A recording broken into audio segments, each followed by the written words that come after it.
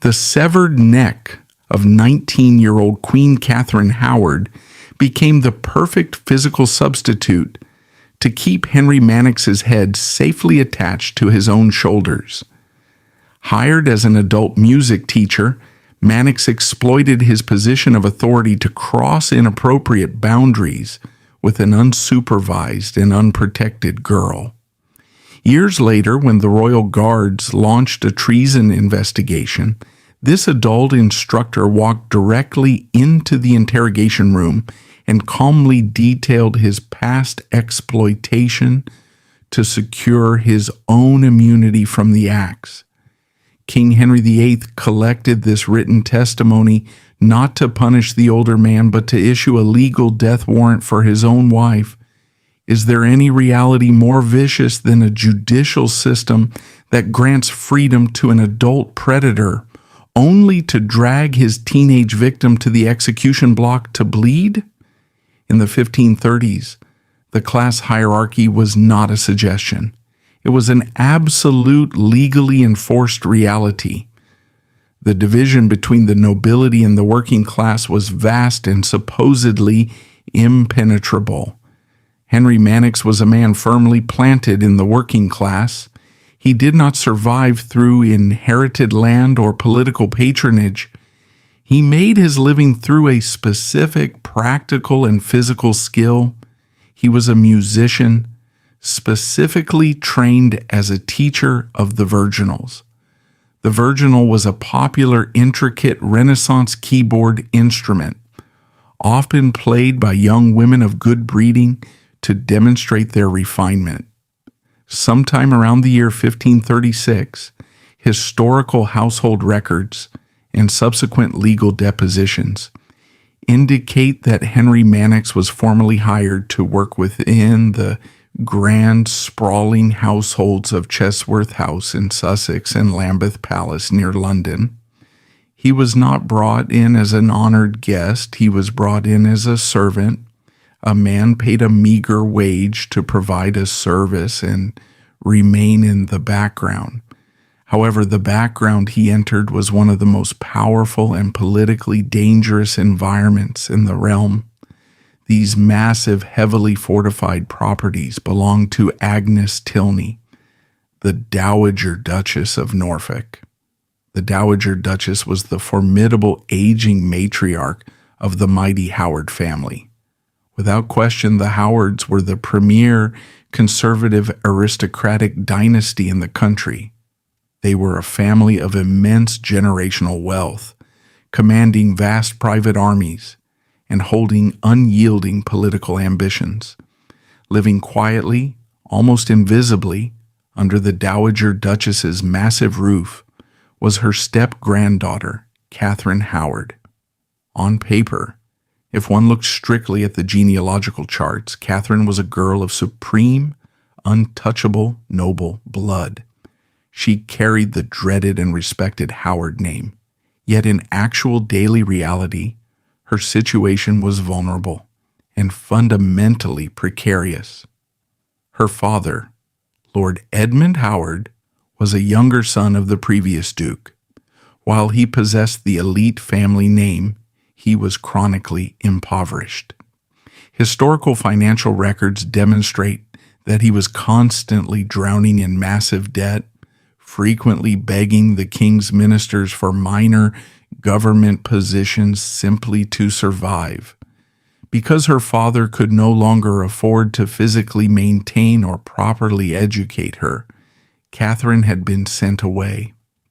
Around the impressionable age of 12 or 13, she was deposited into her step-grandmother's sprawling household.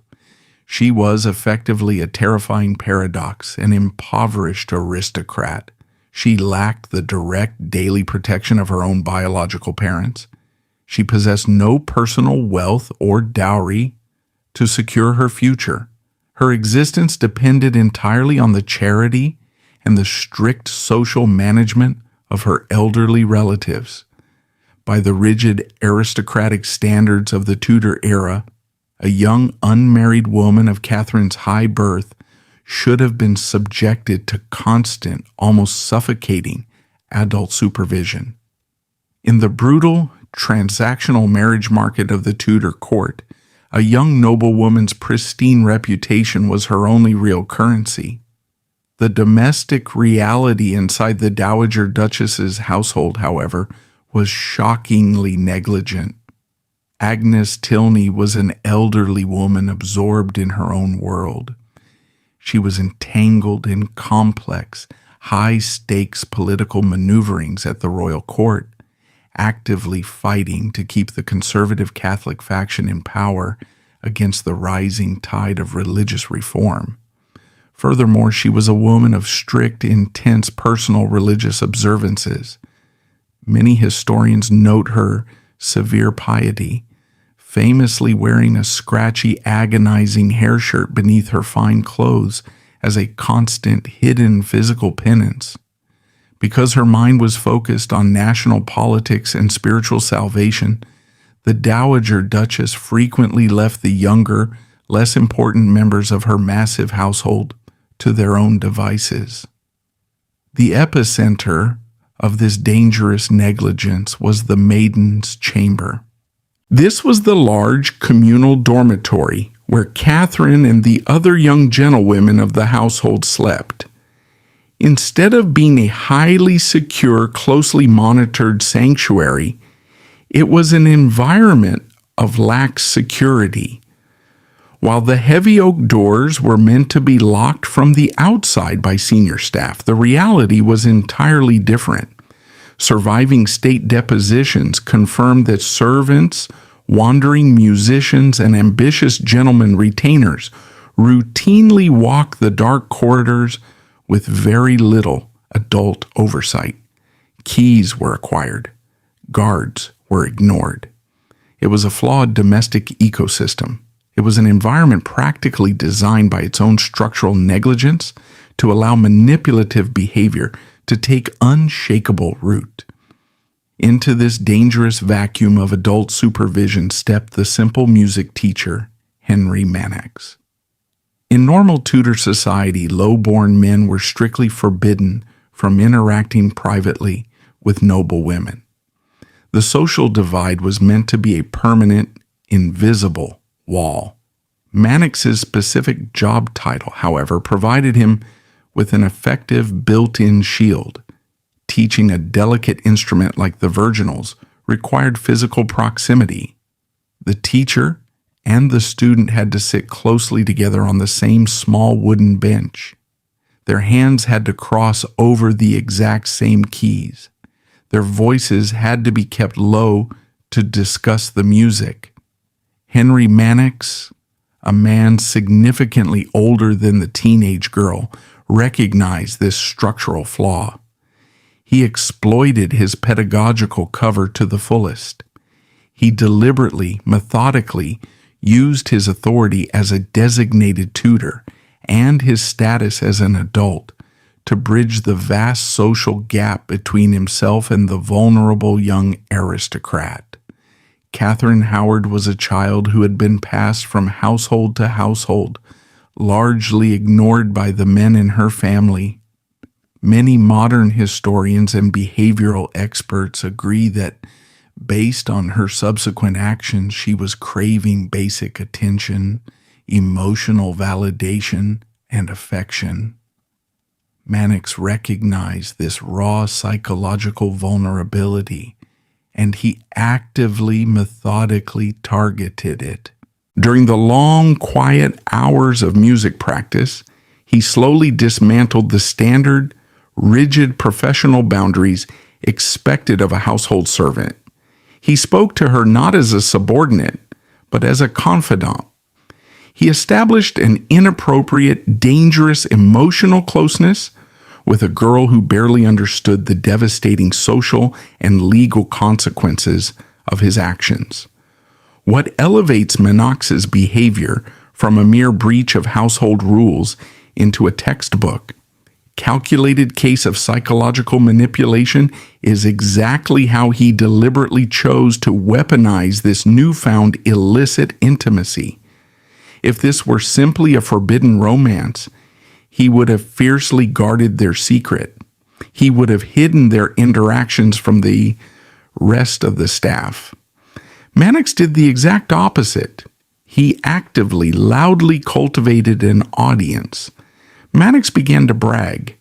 He spoke openly to the other working-class servants in the massive household, most notably to a gentleman retainer named Edward Waldegrave. According to heavily documented state interrogations, Manox boasted loudly and explicitly about the unwarranted familiarities he was taking with the young, aristocratic Catherine Howard. He bragged about touching her. He bragged about her affection for him. The sheer malice of this action becomes clear when we examine the concept of Tudor reputation. In 16th century society, a noblewoman's reputation was fragile, spun glass. A single rumor, even if unproven, could destroy a family's standing at court and invite the wrath of the monarch. By boasting to other men, Manox was not just showing off. He was forging invisible chains around Catherine.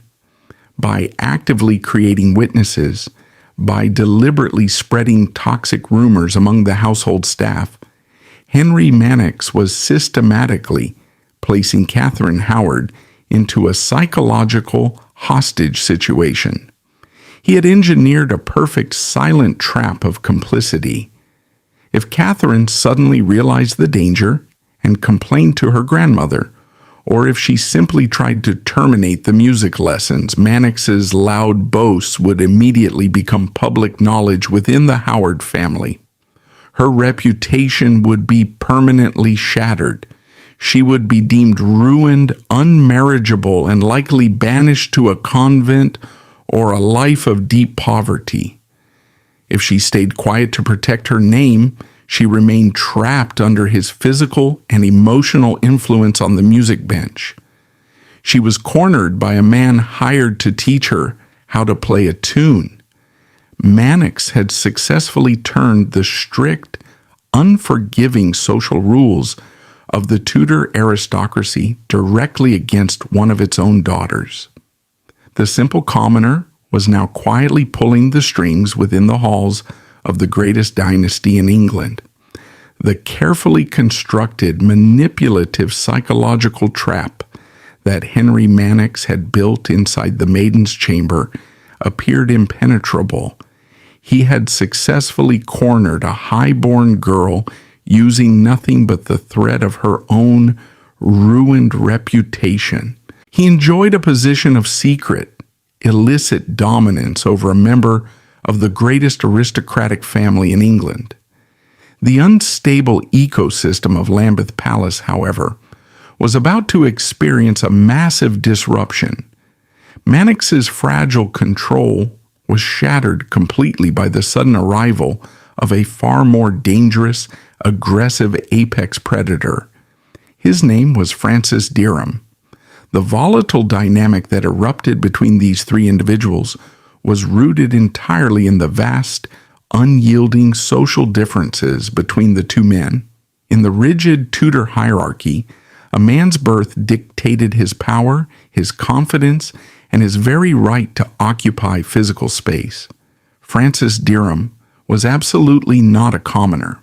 He was not a hired servant paid to blend into the wallpaper. He was a gentleman pensioner.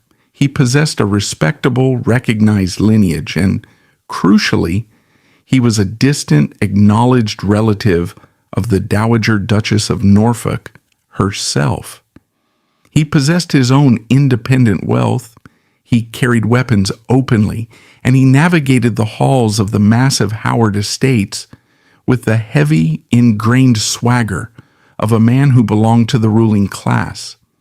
When Derham's predatory gaze landed upon the young Catherine Howard, the entire social hierarchy of the household immediately asserted itself.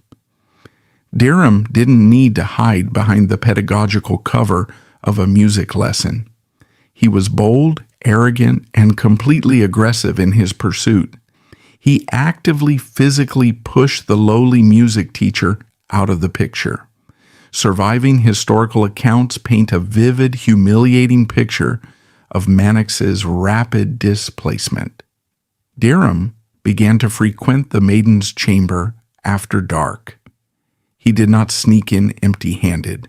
He utilized his wealth to completely dazzle the impoverished Catherine. He smuggled in massive, expensive late-night banquets of fine meats, imported wines, and fresh strawberries.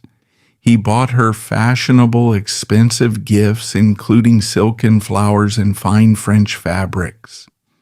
Catherine Howard, a girl desperately starved for affection and completely lacking the mature, defensive instincts of an older courtier, was captivated by the wealthy, swaggering gentleman. Her attention shifted completely.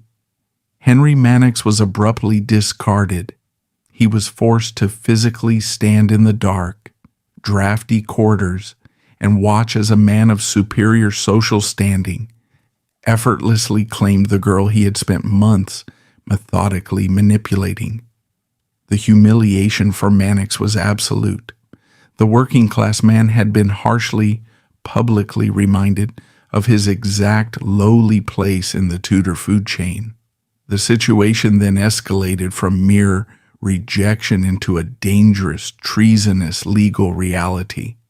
As Manox watched from the bitter, resentful shadows, he witnessed the relationship between Catherine and Derham evolve far beyond a simple, forbidden teenage romance. He watched as Derham and Catherine began to publicly, openly refer to each other as husband and wife in front of the other servants. He knew they were consummating the relationship. He knew they had entered into a sponsalia per verba de presenti, a legally binding pre-contract. In the eyes of the Catholic Church, Catherine Howard was now secretly, legally married to Francis Derham. Stripped of his illicit influence, humiliated by his social superior, and stripped of his power over Catherine, Henry Manox did not simply accept his defeat. He did not quietly pack his bags and walk away from the Howard household to find employment elsewhere. He retaliated. And he retaliated with a calculated, malicious strike of pure, unadulterated spite. Manox understood the internal political machinery of Lambeth Palace perfectly. He knew that the Dowager Duchess of Norfolk, for all her extreme negligence, was a fiercely proud woman who would never tolerate a public, unapproved sexual scandal occurring under her roof, especially one involving a legally binding pre-contract with a minor gentleman. Manox decided to burn the entire romance to the ground. He wrote or instigated the writing of a detailed, explosive anonymous letter. This specific document meticulously outlined the illicit late-night romance occurring between Catherine Howard and Francis Derham in the maiden's chamber. It detailed the smuggled banquets, the exchanged gifts, and the inappropriate intimacy. Manox carefully, methodically ensured that this anonymous, toxic letter was placed directly into the physical hands of the formidable Dowager Duchess of Norfolk. The immediate result was exactly what the jealous music teacher had anticipated. The Dowager Duchess was enraged. The heavy, terrifying authority of the Tudor matriarch finally descended upon the unsupervised dormitories. According to historical accounts extracted later by the state, the Duchess confronted the young lovers.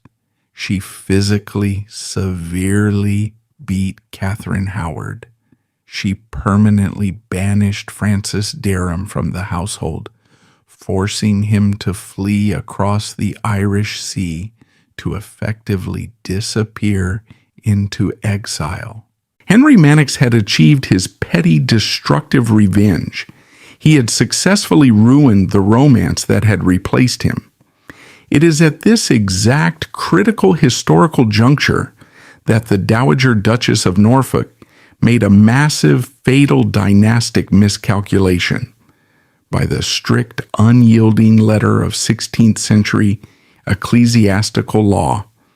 The duchess should have immediately reported the credible rumors of a pre-contract to the church authorities. At the very least, to protect the girl's soul and the family's honor, she should have forced Catherine and Derham to officially, publicly marry, effectively absorbing the scandal into a legitimate, albeit disappointing, union. Agnes Tilney, however, was a fiercely ambitious political operator.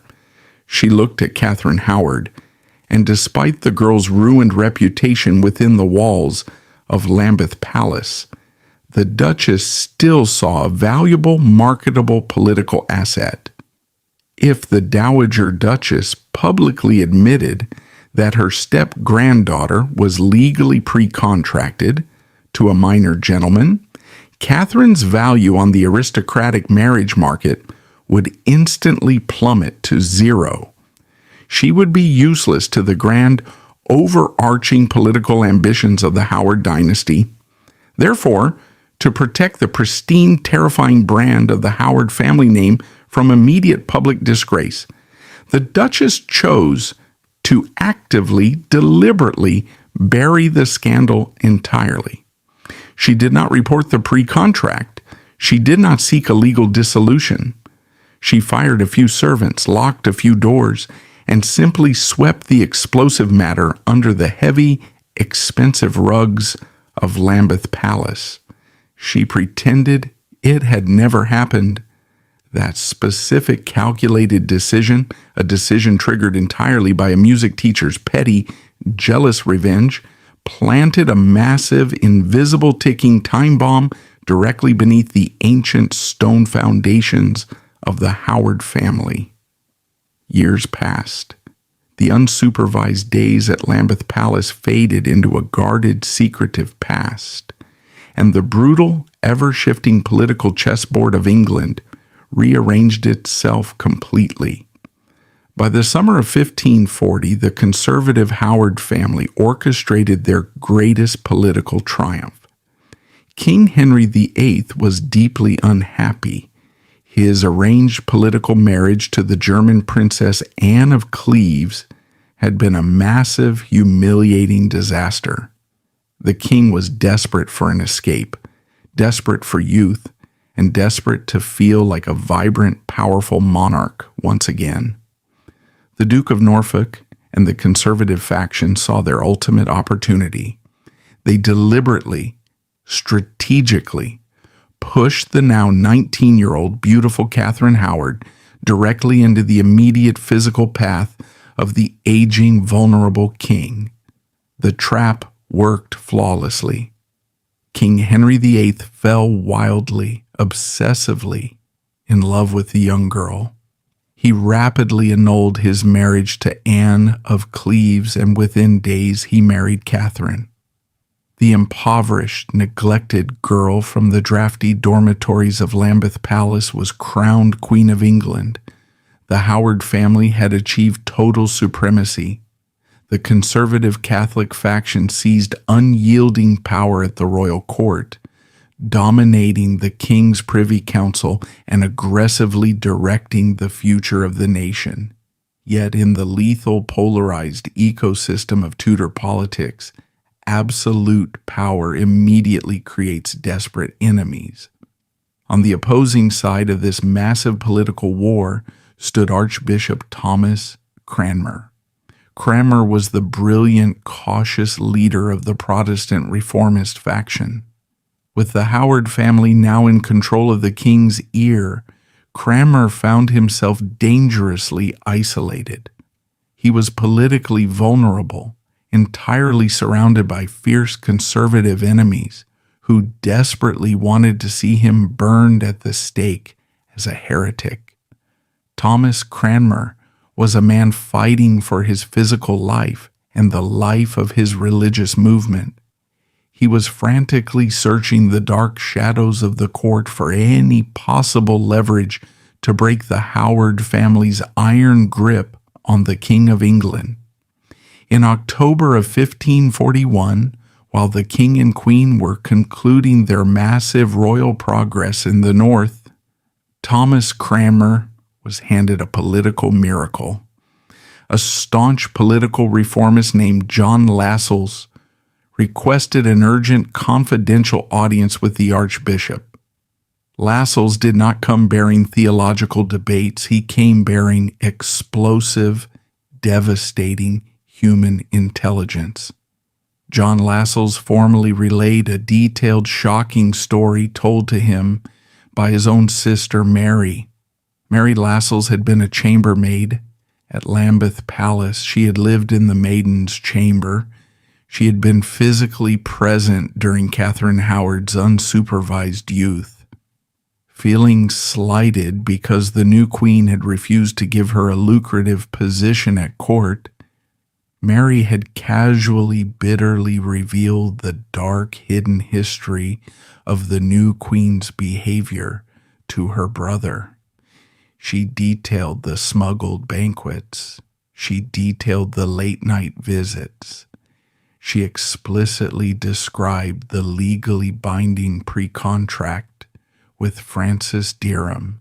Crucially, as John Lascelles poured out this devastating intelligence report to the archbishop, the very first name mentioned in the timeline of the queen's corruption was not a powerful aristocrat.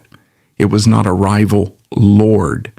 The very first name on the list was Henry Manox. Thomas Cranmer sat in his heavy oak office and listened to the report. He was an exceptionally shrewd, seasoned legal mind. He recognized instantly that he was holding a weapon that could permanently annihilate the Howard dynasty. If the Queen of England was legally pre-contracted to another man, her marriage to the king was bigamous. It was high treason. Cranmer also knew the terrifying, volatile psychology of King Henry VIII. Launching a direct, uncorroborated verbal attack on a queen whom the paranoid king currently adored was akin to absolute political suicide. If Cranmer brought these horrific accusations to the king and failed to provide undeniable hard legal proof, the king's blinding rage would instantly turn on Cranmer. The archbishop would face the ultimate penalty for treason himself. Cranmer needed legally binding, written proof. He needed a confession. And to get a confession regarding an event that happened years ago, heavily protected by the most powerful family in England, he needed to find a weak link. He needed a man who could be easily broken. Henry Manox was the perfect, logical, and vulnerable target. Unlike the powerful dukes, earls, and heavily armed retainers of the Howard faction, Manox was a simple commoner. He possessed absolutely no aristocratic title to protect him from the state's reach. He had no powerful family to advocate for him. He had no private army to defend him. Cranmer knew with chilling certainty that a lowly music teacher would easily crumble under the terrifying massive weight of a formal Privy Council interrogation. The trap was meticulously set. On November 2nd, 1541, during the solemn, heavily attended Mass for All Souls' Day, Archbishop Cranmer quietly, carefully slipped a written, detailed summary of the Lambeth Palace allegations directly onto the king's seat in the royal chapel.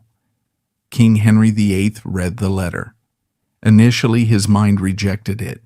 He fiercely ordered his guards to investigate the matter covertly, fully expecting to prove that the letter was a malicious, fabricated Protestant forgery designed to ruin his happiness. The king authorized a classified, immediate state investigation. The heavily armed agents of the Tudor crown were instantly dispatched into the quiet English countryside. They were hunting for the music teacher. Without warning, the quiet, secure life Henry Manox had built for himself was shattered. He was abruptly swept up by the king's guards. He was heavily shackled, placed on a guarded barge, and dragged directly into the grim, imposing, and terrifying stone walls of the Tower of London. The simple commoner was about to face the most ruthless, seasoned political operators in the entire kingdom. He was staring directly at the executioner's block, and his next few words would determine not only his own life, but the fate of a national empire. The protective anonymity of the English countryside had been stripped away. Henry Manox was no longer a forgotten music teacher. He was the epicenter of a massive state-sponsored political purge. He had been dragged directly into the terrifying, blood-soaked machinery of Tudor justice. Archbishop Thomas Cranmer desperately needed a weak link to shatter the conservative Howard faction. He assumed the lowborn commoner would blindly panic and crumble. The Tudor state, however, had gravely underestimated the sheer cold-blooded survival instinct of Henry Manox. Picture the suffocating, freezing darkness of an interrogation room deep within the heavily fortified stone walls of the Tower of London in November of 1541. Henry Manox, the simple, low-born music teacher, was stripped of the quiet, comfortable anonymity he had enjoyed for years. He was abruptly dragged into a terrifying environment specifically designed to break the human mind and physically shatter the human body. He was not facing a local magistrate. He was sitting directly across from the highest, most ruthless and seasoned political operators in the English kingdom. He was facing the senior members of the King's Privy Council, led by the brilliant, calculating Archbishop Thomas Cranmer. The massive psychological terror of this specific moment is clearer when we understand the brutal physical reality of Tudor state interrogations. The Privy Council did not rely on the presumption of innocence. They utilized profound psychological intimidation, sleep deprivation, and the visible, ever-present threat of severe physical torture, specifically the rack, a device designed to literally tear a man's joints from their sockets to extract confessions. Henry Manox was a commoner. He possessed absolutely no aristocratic title to demand a trial by his peers. He had no powerful family to advocate for his release. Thomas Cranmer knew that a man of Manox's low social standing was expected to immediately crumble under this massive pressure. He was expected to weep, panic, and confess to every single charge leveled against him in a desperate, futile bid to stop the pain. Inside that dark, terrifying stone room, Henry Manox did not panic. Facing the most terrifying legal machinery in Europe, the simple music teacher executed a survival strategy of astonishing, breathtaking cunning. He immediately recognized the massive legal trap the state had built around him. The interrogators informed him of the detailed graphic testimony provided by Mary Lascelles regarding his specific behavior in the Maiden's Chamber at Lambeth Palace. Manox realized with terrifying clarity that total blanket denial was a fatal error. If he fiercely denied everything, the state would simply bring in the other servants, the chambermaids, and the guards to publicly, legally corroborate Mary Lascelles' story. His lies would be instantly exposed, and he would be handed over to the torturers for perjury and treason against the crown. Instead of denying the undeniable, Henry Manox drew a calculated, precise, and brilliant legal line in the sand. He looked directly at the powerful lords of the Privy Council, and he openly, voluntarily confessed. He admitted to crossing massive professional boundaries. He explicitly confessed to severe breaches of professional decorum, acknowledging that he had demonstrated unwarranted, inappropriate physical familiarity with Catherine Howard during their music lessons years ago. By offering this embarrassing, damaging truth without the need for physical torture, Manox instantly established a vital psychological dynamic. He presented himself to the royal interrogators not as a defiant, lying traitor, but as a cooperative, honest, and remorseful witness. Crucially, as he detailed his illicit behavior, Manox adamantly, fiercely swore upon his life and his immortal soul that he had never, under any circumstances, crossed the ultimate, final physical boundary. He explicitly, legally swore that he had never fully consummated a sexual union with the woman who was now the Queen of England. Why was this specific technical distinction so absolutely vital to his survival? Henry Manox, a man who taught music, somehow possessed an acute, masterful understanding of the complex, unyielding definitions of Tudor treason. He knew exactly what the law dictated. A severe breach of professional decorum or engaging in inappropriate touching with an unmarried noblewoman was a massive moral failing. It was a severe breach of aristocratic trust that could see a man whipped or imprisoned, crossing the absolute final physical threshold with a woman who would later become the anointed queen, bordered on a horrific offense that could be legally interpreted as polluting the royal bloodline. It bordered on high treason. By deliberately stopping just short of the ultimate transgression in his formal signed confession, Henry Manox kept his own life legally secure. He confessed to a crime, but he brilliantly avoided confessing to a capital offense. Then, having successfully secured his own neck from the executioner's axe, Manox executed the second phase of his survival strategy.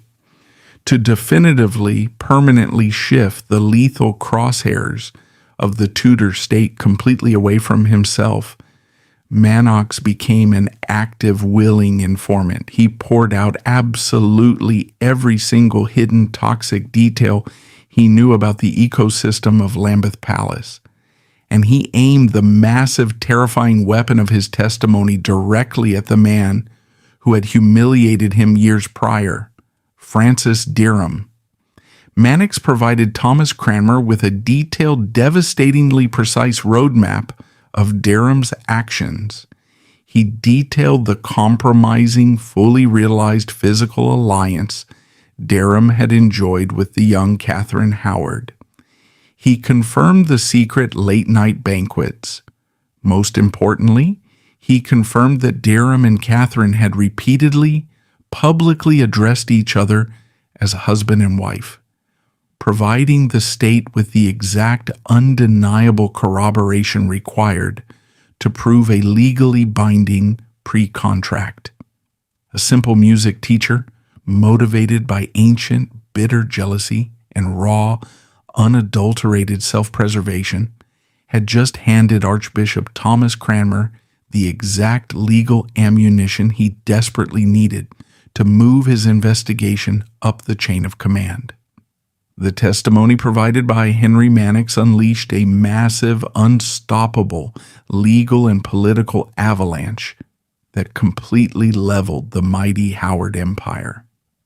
Armed with Manox's formal confession, Cranmer and the Privy Council now possessed the undeniable written proof they needed to aggressively move against the Queen's former associates.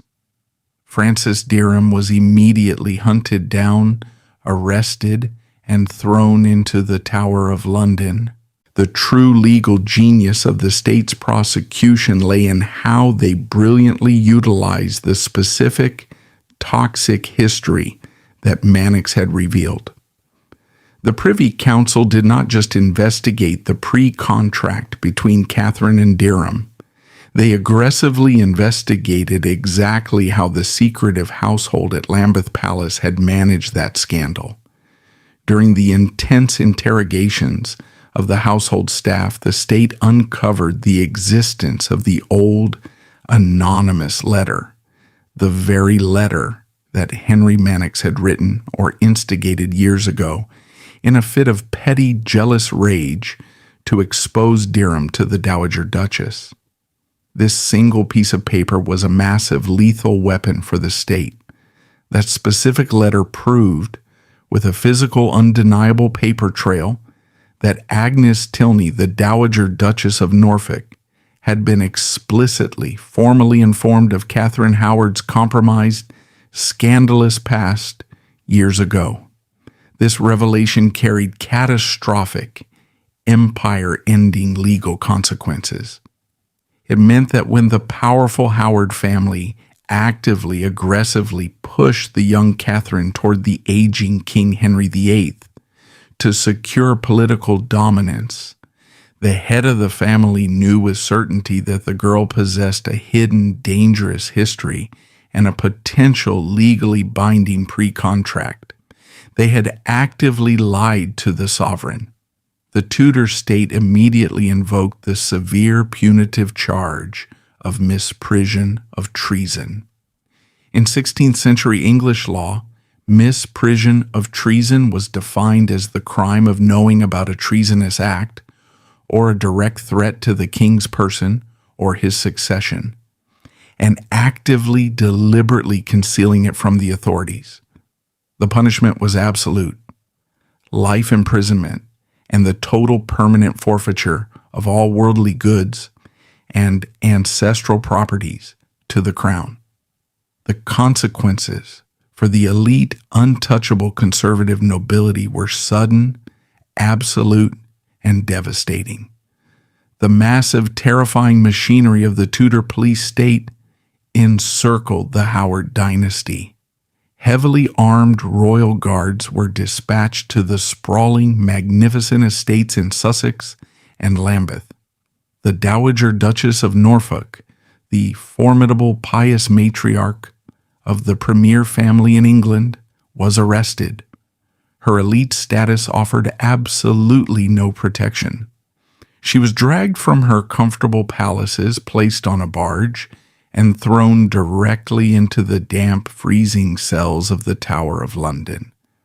The purge did not stop with her. The Queen's uncle, Lord William Howard, along with his wife and several senior, respected members of the Lambeth household staff, were swept up in the massive raid and imprisoned. The crown aggressively seized their vast ancestral estates, their sprawling country manors, their heavily fortified castles, their massive, lucrative agricultural incomes, and their immense generational wealth were stripped away. It was all absorbed directly into the king's royal treasury. In a matter of days, the financial foundation of the conservative Catholic faction was completely eradicated. Watching this massive, unprecedented political slaughter unfold from his estates, the Duke of Norfolk, the powerful, feared head of the conservative faction and the uncle to the Queen, realized that his entire family was balancing on the brink of total physical annihilation. The Duke of Norfolk was a man who had built his entire life on the projection of absolute, unyielding, aristocratic power. Yet faced with the terrifying blind rage of King Henry VIII, his courage collapsed. In a desperate, cowardly, and humiliating bid to save his own life and his personal elite titles, the Duke of Norfolk abandoned his bloodline. He fled the capital in sheer terror. From the safety of his remote country estate, he wrote a groveling, panicked, and sycophantic letter directly to King Henry VIII. The powerful Duke publicly, formally disowned his entire family. He threw his elderly stepmother, the Dowager Duchess, entirely to the mercy of the state. Far worse, he explicitly, brutally insulted his teenage niece, the Queen of England. He referred to Catherine Howard in writing as an abominable creature and a traitorous hypocrite. He begged frantically for the king to recognize his own personal loyalty and to spare his life. By abandoning his family to the executioner's block, by publicly demonstrating such profound, undeniable cowardice, to save his own neck, the Duke of Norfolk permanently destroyed his own political credibility. The conservative Catholic faction, leaderless, financially ruined, and deeply disgraced, suffered a devastating blow, losing its supreme dominance at court. They left behind a massive, dangerous power vacuum at the absolute center of the royal court. Thomas Cranmer, along with the ambitious Protestant reformist families, eagerly and aggressively filled it.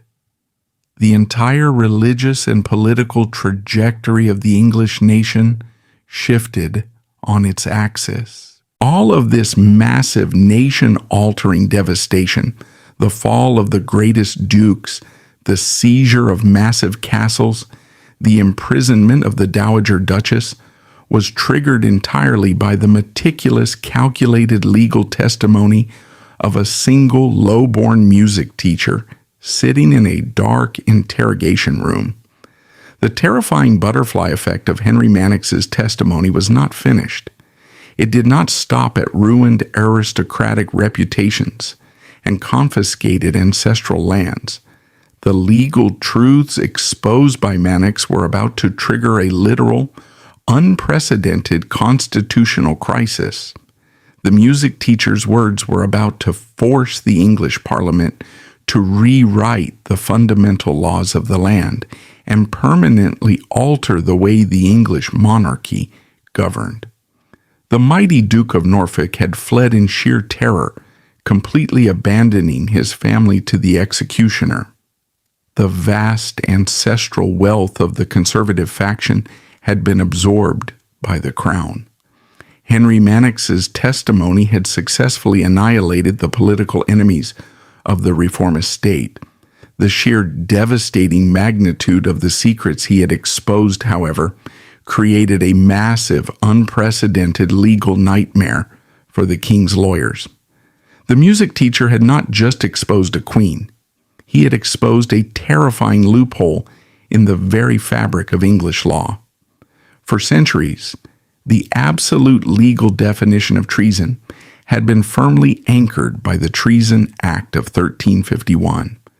Under this ancient foundational law, a Queen of England committing a severe adulterous indiscretion while actively married to the king was clearly, undeniably defined as high treason. The logic was strictly dynastic. Any unauthorized physical intimacy with the queen actively threatened the unquestionable legitimacy of the royal bloodline. The horrifying revelations provided by Henry Manox and Mary Lascelles presented the king's educated legal advisors with a massive, entirely unforeseen legal loophole. Catherine Howard's primary offenses, the secret banquets, the physical intimacies, and the legally binding pre-contract with Francis Derham, had all occurred years before she ever met King Henry VIII.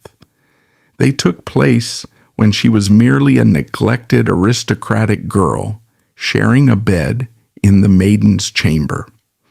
The king's most brilliant lawyers realized to their horror that possessing a hidden, compromised sexual history prior to a royal marriage was absolutely not a treasonous offense under existing English law.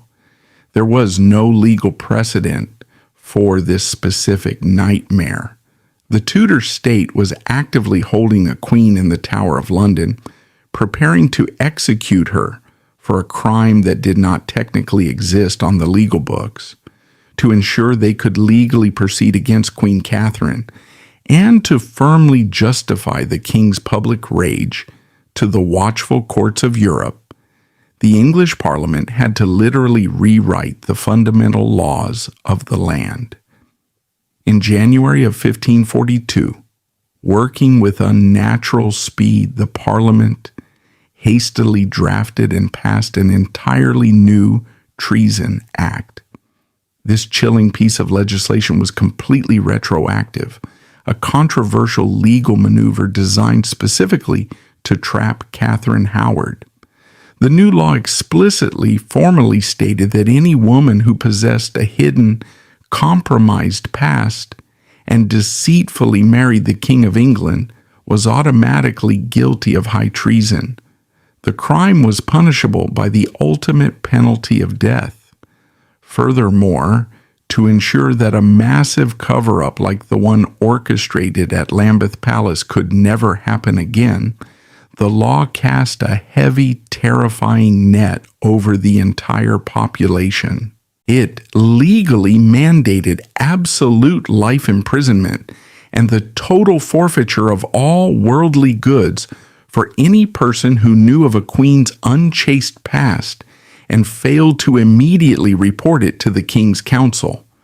Because of Catherine Howard's hidden history, a history first exploited, weaponized, and legally recorded by her ambitious music teacher, the private prior history of a royal bride was permanently transformed into a matter of supreme national security by statutory law.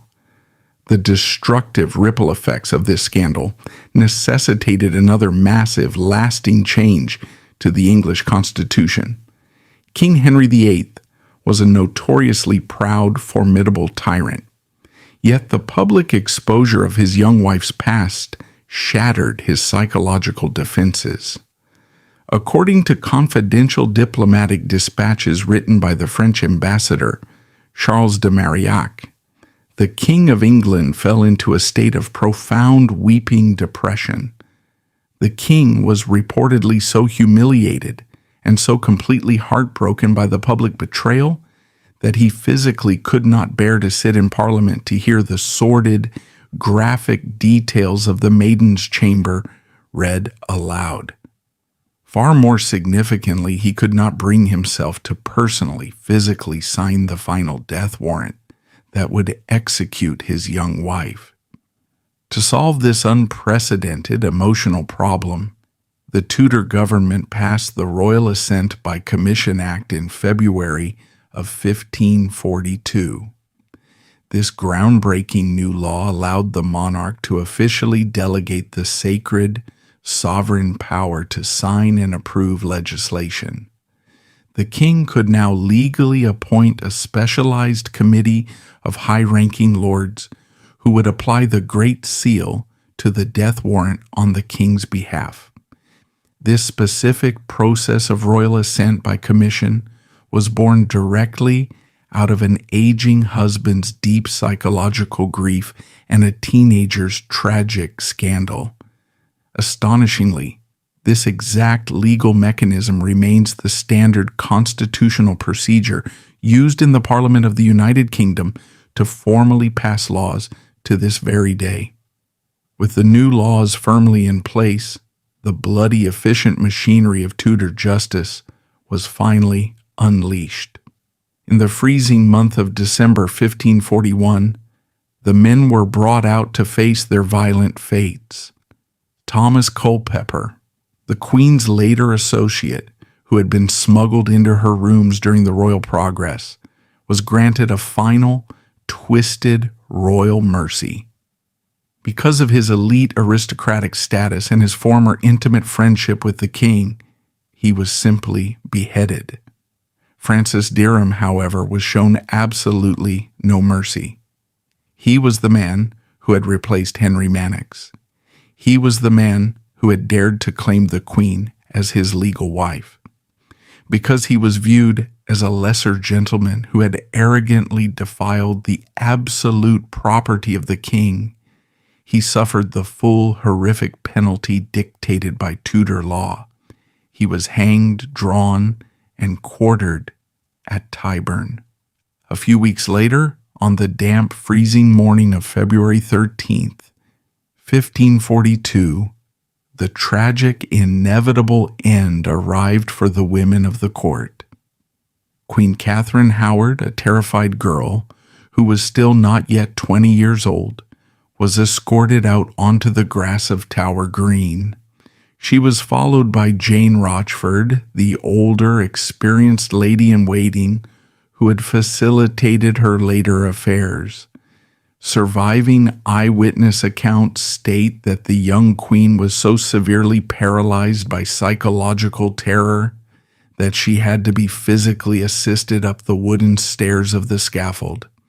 In a final heartbreaking display of her extreme youth and naivety, she had reportedly requested the executioner's block be brought to her cell the night before, simply so she could practice how to lay her head upon it. With a single heavy strike of the executioner's axe, Catherine Howard was dead. Jane Rochford immediately followed her to the block. The glittering, ambitious Howard Empire had been completely reduced to blood and ashes. The constitutional laws of England had been permanently rewritten. Yet, amidst the tragic executions, the shattered aristocratic dynasties, and the weeping king, there remained one remarkable, glaring historical anomaly. Henry Manox remained entirely untouched. He was the man who had first recognized and exploited a vulnerable, neglected girl. He was the man whose petty, vindictive jealousy had created the physical paper trail that eventually doomed her powerful family. He was the man whose calculated, legally precise confession provided the state with its roadmap for destruction. This man was quietly, simply released from state custody. Because Manox's testimony was vitally useful to Archbishop Thomas Cranmer and the dominant Protestant reformist faction, he was spared.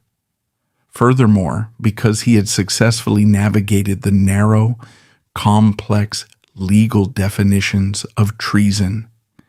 During his intense interrogation, the Privy Council had no legal requirement to execute him. The Tudor state simply let the music teacher go. He was granted a formal royal pardon.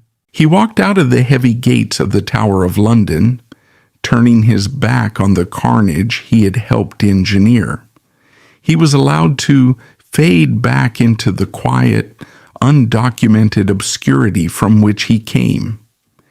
History loses track of Henry Manox shortly after his release, suggesting he lived out the remainder of his life in absolute peace. The unsettling story of Henry Manox forces us to directly confront an uncomfortable, often ignored historical reality. When we look back at the grand, sweeping narratives of the Tudor era, we are instinctively drawn to the towering figures. We focus on the powerful, heavily armed monarchs, the doomed, glittering queens, and the elite noble figures who commanded massive armies. History, however, is frequently shaped by the small, petty, and flawed individuals standing entirely in the background. Henry Manox was absolutely not a grand political mastermind aiming to change the religious direction of a nation.